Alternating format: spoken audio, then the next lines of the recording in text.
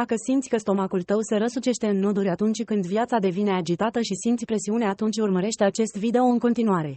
Descoperă efectele benefice pe care CBD le are asupra durerilor de stomac.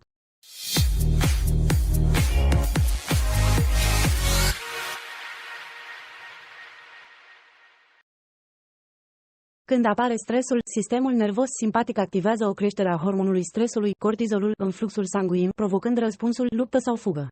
Când stresul nu este gestionat, nivelurile ridicate de cortizol pot eroda și deteriora mucoasa tractului digestiv. Cortizolul împiedică, de asemenea, capacitatea organismului de a metaboliza glucoza din sânge, de a produce serotonina, hormonul care reglează starea de spirit, și de a controla contracțiile intestinale, determinându-vă să vizitați toaleta de prea multe ori sau insuficient. Deoarece stresul intestinal îți afectează întregul corp, fii atent la aceste simptome.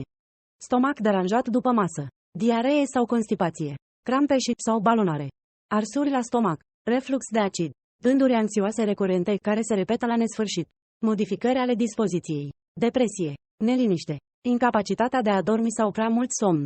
Stresul contribuie major la boală. Când ești super stresat, ești mai expus riscului de a face o infecție, deoarece sistemul tău imunitar este compromis.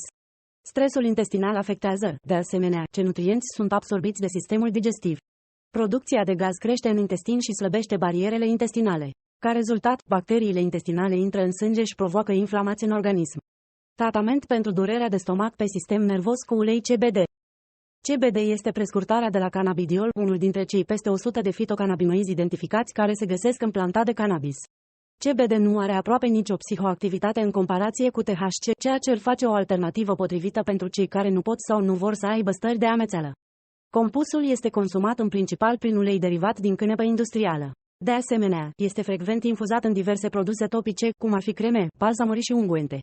Cu toate acestea, CBD a făcut obiectul a numeroase studii finanțate de guverne din afară care investigează potențialul său medicinal, în special în tratamentul simptomelor asociate cu durerea și inflamația.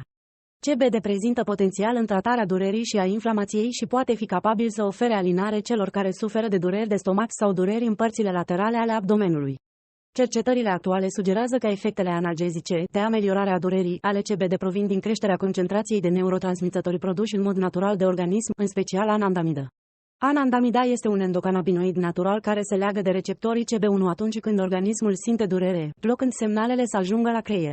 Cu toate acestea, efectul produs de anandamida durează doar 2 minute înainte de a fi descompus de enzime, iar ameliorarea durerii este relativ slabă.